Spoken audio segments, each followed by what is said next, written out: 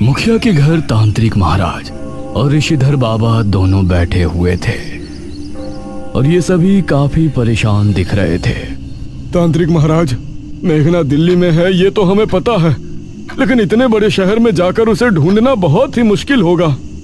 पिताजी, हमारे पास और कोई रास्ता भी तो नहीं है, हमें वहां जाना ही पड़ेगा। अनुज बेटा, तुम दिल्ली जाने की तैयारी करो। अनुज अभी अपनी जगह से उठ ही रहा था कि तभी नमस्ते अंकल। नमस्ते आंटी। वहां पर ईशिता और मेघना पहुंची। अरे मेघना! मेघना बिटिया। मेघना को सामने देखकर अनुज को बहुत खुशी हुई। उसका मन था कि वो मेघना को गले लगा ले, लेकिन उसने अपनी भावनाओं पर काबू किया। मेघना, कैसे हो तुम? आप सब यहाँ ठीक तो हैं? ये लड़की, ये मेघना है। इसी की वजह से हम लोगों को निशिर मोलो से छुटकारा मिला है। मतलब पूर्व जन्म की राजकुमारी मेघालय। जी ऋषिधर बाबा। तांत्रिक महाराज, ये तो आप ही के जैसे हैं। ये मेरे जुड़वा भाई है ऋषिधर बाबा। जनकपुरी की सभी क्रियाकलाप यही संभालते हैं। अंकल, आप सब लोग मुझे यहाँ देखकर हैरान तो जरूर होंगे, लेकिन मुझे बहुत ही भयानक सपने आ रहे हैं और न्यूज में देखा कि जनकपुरी में मौतें हो रही हैं। तो मुझे लगा कि मुझे एक बार यहाँ आकर आपसे बात करनी चाहिए। कहीं मेरे सपनों का इन हादसों से कोई कनेक्शन तो नहीं है? बेटी, जनकपुरी में हो रही मौत का कारण भी तुम्हारे अतीत से जुड़ा है। क्या मतलब अंकल? दमयंती वापस आ गई है मेघना। ये सुनकर ईशिता और मेघना हैरान रह गए। लेकिन वो कैसे वापस आ सकती है? वो तो गुफा में कैद है ना? मेघना, जिस गुफा से हमने महाराज का ताबूत निकाला था, इत्तेफाक से दमयंती का ताबूत भी वहीं रखा हुआ था। तुम्हारे कदम उस गुफा में पड़े तो दमयंती जाग उठी। ये सुनकर मेघना अपने कदम पीछे लेते हुए सोफे पर ऐसे बैठ गई जैसे उसे बहुत बड़ा झटका लगा हो। पिछली बार जब यहाँ आई थी तो मेरे आते ही निशिर मोलो जाग गए थे। उनको खत्म करके वापस गई तो गुफा में कदम रखने की वजह से दमयंती जाग गई। मुझे तो लगता है आप लोगों के लिए मैं ही मनहूस हूँ। अरे नहीं बेटी, ऐसा मत बोलो। बेटी, तुम्हारी इसमें कोई गलती नहीं है। तुम तो भलाई करने गई थी। यह तो बस एक संयोग है कि महाराज और दमयंती की लाश एक ही गुफा में थी। उसके लिए खुद को दोष मत दो। अंकल, अब हम उस दमयंती को कैसे रोकेंगे? दमयंती ने उठते ही सबसे पहले तुम्हारे बारे में ही सोचा होगा, क्योंकि तुम ही ने उसकी क्रिया भंग करके उसे ताबूत में कैद किया था। अब वो तुमसे बदला लेने की ही सोच रही होगी। वही तो हम जानना चाहते हैं तांत्रिक महाराज। अब हम उसका मुकाबला कैसे करेंगे? ये सवाल बहुत मुश्किल है अनुज बेटा। पिछली बार जिस तरह राजकुमारी मेघालय यानी मेघना ने उसे कैद किया था, उस विधि को वो अब पहले ही जानती है। हमें उसे खत्म करने के लिए कोई नया रास्ता निकालना होगा, लेकिन कैसे करेंगे? वह बहुत शक्तिशाली हो चुकी है। इस तरफ दमयंती गुफा के अंदर बैठी हुई थी। सही कहा, इस बार मैं ऐसा बदला लूंगी जिसे देखकर काल भी घबरा जाए।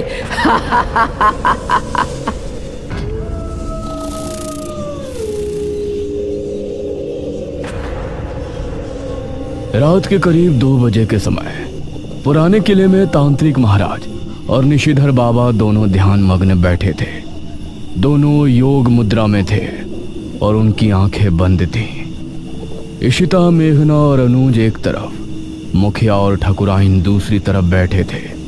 तभी अनुज धीरे से मेघना से बोला, मेघना, वैसे एक बात कहूँ? हाँ कहो। तुम्हारे जाने के बाद तुम्हारी असली मौजूदगी का एहसास हुआ मुझे। इस पर मेघना ने अनुज की तरफ देखा। मतलब तुम्हारे यहाँ से जाने के बाद एक दिन के अंदर ही मैं इतना ऊब गया था, गांव में मन ही नहीं लग रहा था। कभी कभी तो मैं ये सोचता था कि निशिर मोलो इस गांव से गए ही क्यों, और क्यों तुम्हें यहाँ से जाना पड़ा। ओह अच्छा, वैसे अनुज कि तुमको इतनी ही प्यारी लगती है तो इसे गांव में ही रोक लो ना। ईशिता, तुमको दिख नहीं रहा यहाँ क्या सिचुएशन चल रही है? तुम दोनों प्लीज चुप हो जाओ।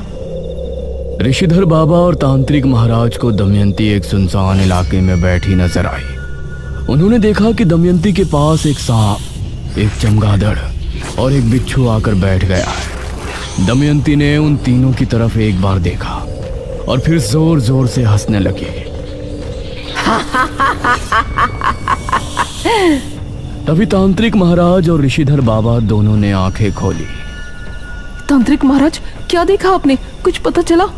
हमने देखा कि दमयंती के पास बिच्छू, चमगादड़ और सांप बैठा हुआ है।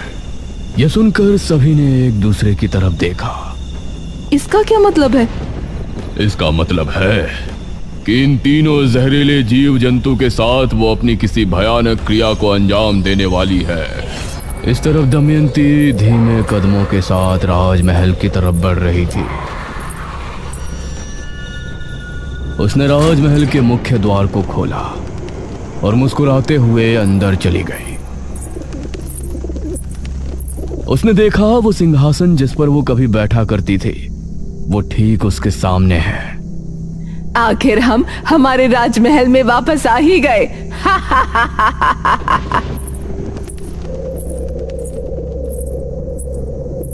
वो जैसे ही सिंहासन पर बैठी, वैसे ही राजमहल के सभी रोशनदान अपने आप जल उठे। देखते ही देखते पूरा राजमहल दीपों से जगमगा उठा। तभी अचानक गलियारे से उसे एक आवाज सुनाई दी।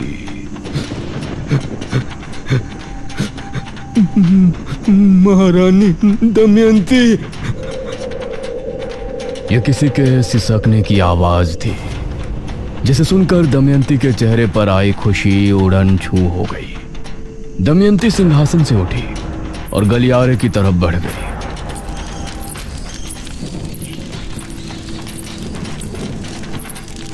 जैसे जैसे वो आगे बढ़ रही थी, वैसे वैसे ही वो आवाज भी करीब आती जा रही थी।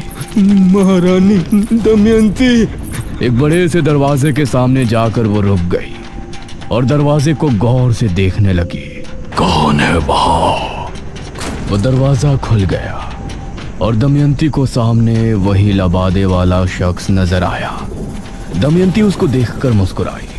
महारानी दमयंती, आप आ गई। ये कहते हुए उस शख्स ने अपने चेहरे से नकाब हटाया। वो एक काली चमड़ी वाला बदसूरत सा आदमी था। उसके चेहरे पर खुशी थी और आंखों में खुशी के आंसू। हाँ, हम आ गए वीरेंद्र। मुझे पता था कि एक ना एक दिन आप जरूर आएंगी, इसीलिए मैंने उस क्रिया को 400 साल तक जारी रखा, जिसे मैं आपके जिंदा रहते हुए आपकी शक्तियां बढ़ाने के लिए किया करता था। मैं तुमसे बहुत खुश हूँ वीरेंद्र, बहुत ज्यादा खुश। मेरे यहाँ पहुँचने के साथ साथ तुम्हारी महाक्रिया के 400 साल भी पूर्ण हो चुके हैं। अब तुम चाहो तो महल से बाहर जा सकते हो, लेकिन महल से बाहर जाते ही क्रिया बंधन टूट जाएगा और फिर तुम मनुष्य योनि में वापस चले जाओगे, जिसमें तुम बढ़ती उम्र के साथ बूढ़े भी हो जाओगे और तुम्हें मौत भी आ जाएगी। लेकिन महारानी, अगर ऐसा हुआ तो फिर हम जीवित कैसे रहेंगे? हमारे साथ ये नहीं होना चाहिए। तुम चिंता मत करो वीरेंद्र, मैंने तुमको सिर्फ बताया है। तुम अमर नहीं तो क्या, मैं तो अभी अगले 600 साल तक अमर हूँ। मेरी शक्तियों के इस्तेमाल से मैं तुमको कुछ नहीं होने दूंगी। धन्यवाद महारानी। अब मैं आपके लिए बाहरी कार्य भी करना चाहूंगा। आपके दुश्मनों से बदला लेने के लिए आपकी मदद करना चाहता हूँ। बहुत अच्छे वीरेंद्र, हमें भी तुम्हारी जरूरत पड़ेगी। ये कहकर दमयंती ने वीरेंद्र के सर पर हाथ रखा और मंत्र पढ़ने लगी। तभी वीरेंद्र की आंखें एकदम सफेद हो गई और उसके चेहरे से अजीब सा तेज निकलने लगा।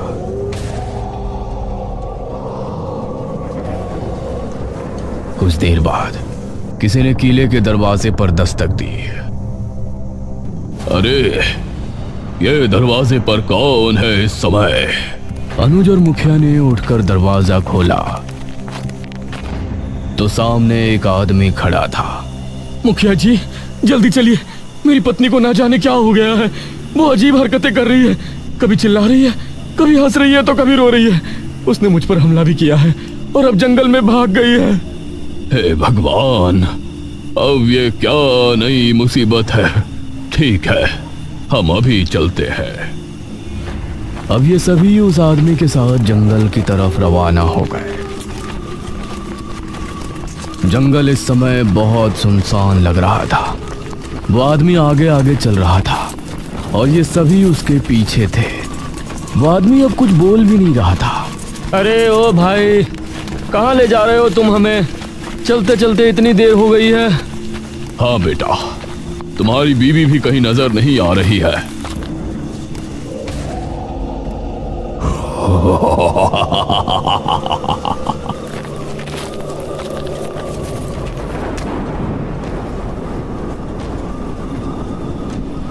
ये देखकर सभी हैरान रह गए।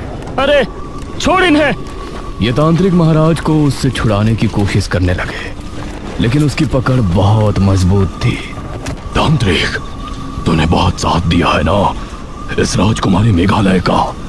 तूने इसके साथ मिलकर बेरमपुर के लोगों को अंधेरे से तो निकाल लिया, लेकिन अब मैं तुझे ऐसी दुनिया में भेज दूंगा जहां अंधेरे के अलावा कुछ नहीं होगा। अभी तो मैं जा रहा हूँ, क्योंकि महारानी दमयंती क्या करने वाली है उसे देखने के लिए तुझे जिंदा रहना है। फिर मैं आऊंगा सिर्फ कुछ दिनों बाद, और फिर तुझे ले जाऊंगा मौत के अंधेरे में। ये कहकर वो तांत्रिक महाराज को छोड़ वहां से बिजली की रफ्तार से निकल गया। ये सभी तांत्रिक महाराज के पास पहुंचे। तांत्रिक महाराज, आप ठीक हैं? हाँ, हम ठीक है। ये कौन था महाराज? इस पर मेघना ने अनुज से कहा। अनुज और ऋषिता, तुम दोनों को याद है जब हम पहली बार राजमहल गए थे तो एक लबादे वाला शख्स हमारे पीछे आया था? हाँ याद है, वो हमारे पीछे भी आया था। हाँ याद है, वो हमारे पीछे भी आया था। हाँ, बेरमपुर पुराण में भी हमने पढ़ा था कि दमयंती के मरने के बाद भी वो पुजारी राजमहल के ही एक कमरे में कैद हो गया था, जिसको दमयंती ने अपनी शक्तियां बढ़ाने के लिए राजमहल के एक कमरे में बंधित किया था। इसका मतलब अब दमयंती ने इसे आजाद कर दिया है। तांत्रिक महाराज, वो आपको अपने साथ ले जाने की चेतावनी देकर गया है। हमारी परवाह छोड़ो, वो क्या कर रहा था उस पर ध्यान दो। दमयंती कुछ बहुत ही भयानक करने वाली है। तभी चारों तरफ से चमगादड़ और कौवों की भयानक आवाजें गूंजने लगी। उन्होंने देखा कि आसमान में लाखों कौवे और चमगादड़ एक साथ उड़ रहे हैं। जमीन पर कई सांप एक साथ निकलकर रेंग रहे हैं। हवा का रुख भी बहुत तेज हो गया था। धुंध बहुत ज्यादा बढ़ गई थी, मानो कोई तूफान आ गया हो। ये सब क्या हो रहा है तांत्रिक महाराज? सभी वापस गांव की ओर चलो, अभी यहाँ रुकना उचित नहीं है। ये सभी अब वापस किले की तरफ निकल गए। मेघना बहुत ही गहरी सोच में डूबती जा रही थी। उसे किसी बड़ी अनहोनी का एहसास हो रहा था। तांत्रिक महाराज और ऋषिधर बाबा किले में ही ठहर गए और ये सभी मुखिया के घर आ गए।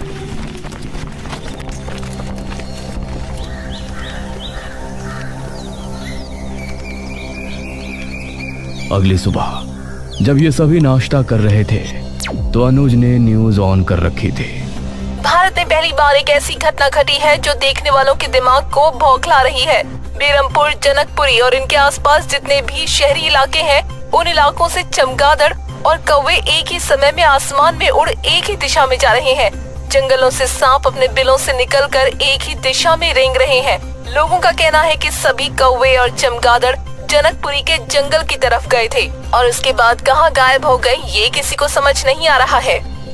ये सुनकर सभी हैरान रह गए। हे भगवान, मतलब वो सभी सांप, कौवे और चमगादड़ जनकपुरी गए हैं। ये बात हमें जल्द ही तांत्रिक महाराज को बतानी चाहिए। अंकल, आप और आंटी यहीं रुकिए, हम तीनों तांत्रिक महाराज के पास जाते हैं। अनुज, इशिता और मेघना उसी समय किले पर पहुंचे।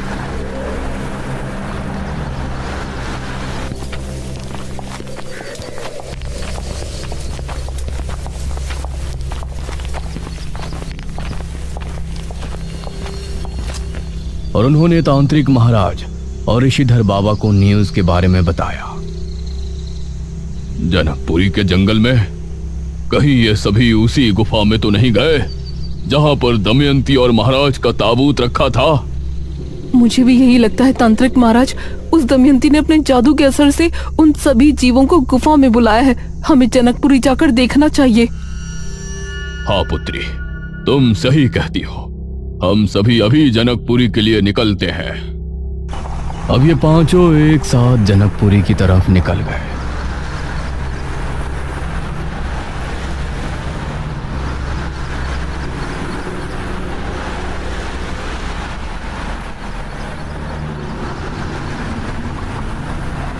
और वहां पहुंचते हुए इनको शाम हो गई। वहां पहुंचने पर इन्होंने जनकपुरी के लोगों को चौक पर जमा किया। ऋषिधर बाबा, अच्छा हुआ आप आ गए। क्या हुआ आप लोगों को? आप यहाँ जमा क्यों हैं? ऋषिधर बाबा, कल रात हमने करोड़ों चमगादड़ और कौओं को उसी गुफा की तरफ जाते हुए देखा है जहां से तांत्रिक महाराज विश्वजीत का ताबूत लेकर गए थे। हम उस गुफा में जाने के लिए ही यहाँ आए। आप लोग यहीं रुककर हमारे वापस आने तक का इंतजार करें। गांव के लोगों से बात करके ये पांचों अब गुफा की तरफ रवाना हो गए। महारानी, वो सभी गुफा की तरफ ही आ रहे हैं, आपको मारने के इरादे से। मुझे मारने के इरादे से? कुछ देर चलने के बाद ये सभी गुफा पर पहुंचे।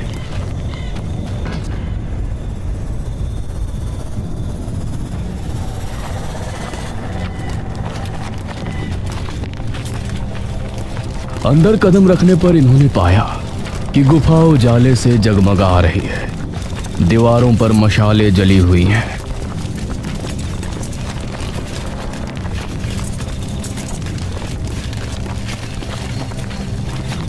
इन्होंने देखा कि दमयंती जमीन पर अग्निकुंड के सामने बैठी है और उसके चारों तरफ कौवे, चमगादड़ और सांप और बिच्छू जमा है।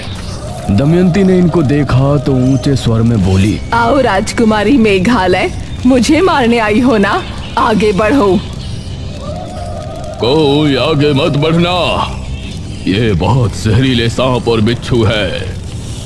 डरो नहीं राजकुमारी मेघालय, तुमको मैं इतनी आसान मृत्यु नहीं देने वाली। अभी तो तुमको बहुत बड़ा इम्तिहान देना है। 400 साल पहले तुमने पूरे राज्य को अपने उस मृत्युंजय अमृत के जरिए एक महामारी से बचाया था ना? अब देखना, अब पूरा भारतवर्ष महामारी में डूब जाएगा। बचाया जाए तो बचा लेना। इतना कहकर दमयंती ने मंत्र पढ़ना शुरू किया और सभी बिच्छू और सांप इन पांचों की तरफ दौड़े। अरे सभी जल्दी से बाहर निकलो, जल्दी। ये सभी तेजी के साथ गुफा से बाहर भाग निकले और इनको बाहर निकलता देखकर वो सभी सांप और बिच्छू वापस से गुफा के अंदर चले गए। ये अंदर क्या कर रही है? कुछ भी समझ में नहीं आ रहा है। तभी इन सभी ने एक बहुत ही अजीब दृश्य देखा। गुफा के मुंह से एक बेहद काला धुआं निकलने लगा। ये क्या है? वो धुआं निकलकर आकाश में फैलने लगा और हवा में घुलने लगा, मानो चारों तरफ अंधेरा छा गया हो। धुएं में एक बेहद खतरनाक झल थी। इन सभी को खांसी होने लगी और सांस लेने में परेशानी होने लगी। एक एक करके सभी बेहोश होने लगे। अनुज!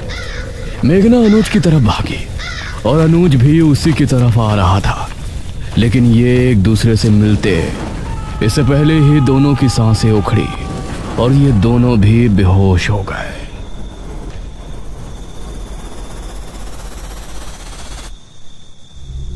मेघना को अपने मुंह में कुछ मीठा सा लिक्विड जाता हुआ महसूस हुआ और उसने आंखें खोली। उसने खुद को हवेली में पाया। इशिता के हाथ में कांच की एक बोतल थी जिसके अंदर मृत्युंजय अमृत था। अनुज और बाकी सभी कमरे में मौजूद थे। शुक्र है तू होश में आ गई। हम सभी तो बेहोश हो गए थे ना, हम यहाँ कैसे पहुँचे? तुम लोग सुबह होने पर भी वापस नहीं लौटे थे। वहीं सुबह से ही ये खबर फैली थी। कि जनकपुरी के लोगों में अजीब सी बीमारी फैली है। सभी को जुकाम, बुखार, खांसी एक साथ होकर किसी संक्रमण की तरह फैल रहा है। यह सुनकर मुझे तुम लोगों की चिंता हुई। मैं गांव के कुछ लोगों को लेकर जनकपुरी गुफा पर पहुंचा तो तुम सभी बेहोश थे। तुमको गांव वालों की मदद से यहाँ लाया और सभी को मृत्युंजय अमृत पिलाकर ठीक किया। मतलब जो धुआं गुफा से निकला था, कल रात से अभी तक उस धुएं ने इतना असर दिखा दिया कि उससे संक्रमण फैलने लगा। हाँ बेटी, लेकिन जनकपुरी के लोगों तक मृत्युंजय अमृत पहुंचा दिया गया है। उम्मीद है कि अब सभी ठीक हो जाएंगे। अंकल, ये इतनी छोटी बात नहीं है, मुझे कुछ ठीक नहीं लग रहा। अरे अब क्यों टेंशन ले रही है? सब ठीक तो हो गया ना?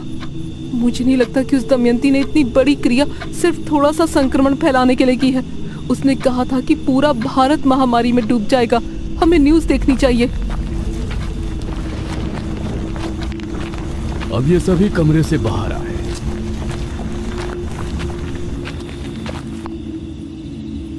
और फिर अनुज ने टीवी ऑन किया। कुछ ही दिनों में घटी इस घटना से भारत में हड़कंप मच गया है। लोग कह रहे हैं कि सन 2020 एक बहुत ही बड़ा मनहूस साल है, क्योंकि इस साल एक बहुत ही बुरी बीमारी सामने आई है। खांसी जुकाम के मामले इतने बढ़ते जा रहे हैं जिनकी कोई गिनती नहीं है।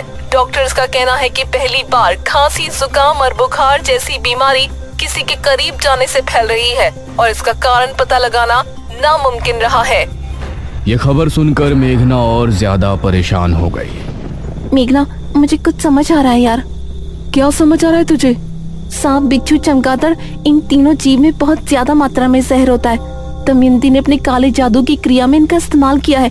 इसीलिए जो धुआं गुफा से बाहर निकला था उसमें इन तीनों के जहर का असर होने की वजह से ये एक वायरस बनकर फैल गया है, जिसकी वजह से लोग बीमार हो रहे हैं। हे भगवान, अगर ये ज्यादा फैल गया तो पूरे इंडिया के लोगों को कहाँ तक मृत्युंजय अमृत पिलाएंगे? अब मुझे समझ आ रहा है कि उसने मुझे वो चुनौती क्यों दी थी। अब क्या होगा तांत्रिक महाराज? इस विपदा का हल तो हमारे भी समझ नहीं आ रहा। वैसे मेघना, मुझे नहीं लगता कि ये बीमारी ज्यादा दिन तक चलने वाली है। कुछ ही दिनों में हवा से वो वायरस खत्म हो जाएगा तो सब अपने आप ठीक होना शुरू हो जाएंगे। इस पर मेघना एक पल को शांत रही। उम्मीद तो ऐसी ही है।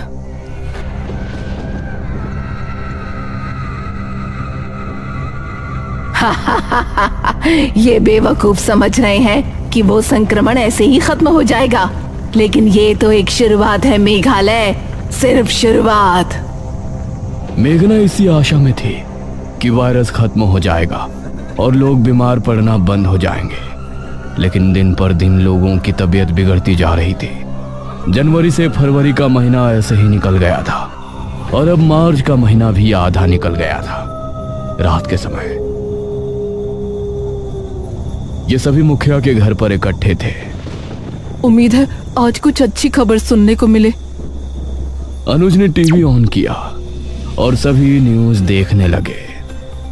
देश में पिछले 2 महीनों से संक्रमण के मामले लगातार बढ़ रहे हैं और अब कई लोगों की भी मौत हो चुकी है। इस वायरस को कोरोना वायरस नाम दिया जा रहा है और इसके लगातार बढ़ते मामलों को देखते हुए भारत सरकार ने एक बड़ा फैसला लिया है। भारत सरकार का कहना है कि इस समय कोरोना वायरस को बढ़ने से रोकने के लिए लॉकडाउन लगाना बहुत जरूरी है। माननीय प्रधानमंत्री जी ने घोषणा की है कि 25 मार्च 2020 से लेकर 14 अप्रैल 2020 तक पूरे भारत में संपूर्ण लॉकडाउन रहेगा। सभी देशवासी अपने घर में सुरक्षित रहें। ये खबर सुनकर मेघना का हाल ऐसा था मानो काटो तो खून नहीं, और बाकी सभी लोग भी परेशान हो उठे थे। हे भगवान, ये तो बढ़ता ही जा रहा है। अब इसको हम कैसे रोकेंगे? तभी दरवाजे पर जोरों से दस्तक होने लगी। कौन है? कोई जोरों से दरवाजे को पीट रहा था। मैं देखता हूँ, तुम लोग पीछे ही रहना। तांत्रिक महाराज ने उठकर दरवाजा खोला तो सामने वीरेंद्र खड़ा था। उसकी आंखें पूरी तरह से सफेद थी। ठकुराइन उसे देखकर खौफ से चीख पड़ी।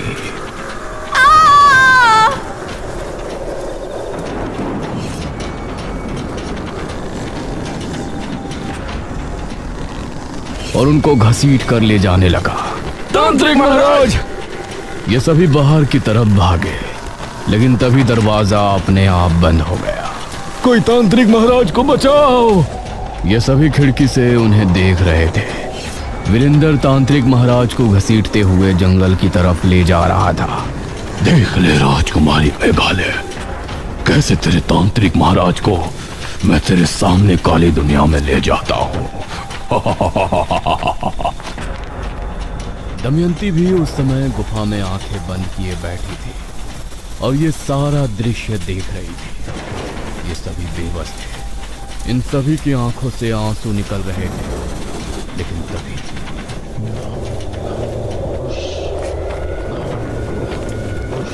ये सभी इस आवाज को सुनकर हैरान रह गए। वीरेंद्र के चेहरे से भी हंसी गायब हो गई। उसने देखा कि सामने से निशिर मोलो उसी की तरफ आ रहे हैं। उन्हें आता देखकर उसने तांत्रिक महाराज को छोड़ दिया। निशिर मोलो उसके करीब आकर रुक गए। उनकी आंखें लाल लाल चमक उठी। वीरेंद्र की आंखों में खौफ उतर आया। तभी ताबूत खुल गया। उसके अंदर से सुनहरी रोशनी निकली और वीरेंद्र को ताबूत के अंदर खींच ले गई। निशिर मोलो वीरेंद्र को लेकर चले। तभी दरवाजा भी खुल गया और ये सभी बाहर निकलकर तांत्रिक महाराज के पास पहुंचे। इस तरफ दमयंती ने ये देखा तो उसके क्रोध की सीमा पार हो गई। ये कैसे हो सकता है? ये तो वही 4 लोग हैं जो मुझे सपने में दिखा करते थे। ये सच में इस दुनिया में है? दमयंती अब क्या करने वाली है? इस खतरनाक वायरस से मेघना लोगों को कैसे बचाएंगे? निशिर मोलो अचानक वापस कैसे आए? क्या अब फिर से बेरमपुर की गलियों में निशिर मोलो का खौफ पैदा हो जाएगा? इन सवालों के जवाब जानने के लिए देखिए इस कहानी का अगला भाग जल्द ही।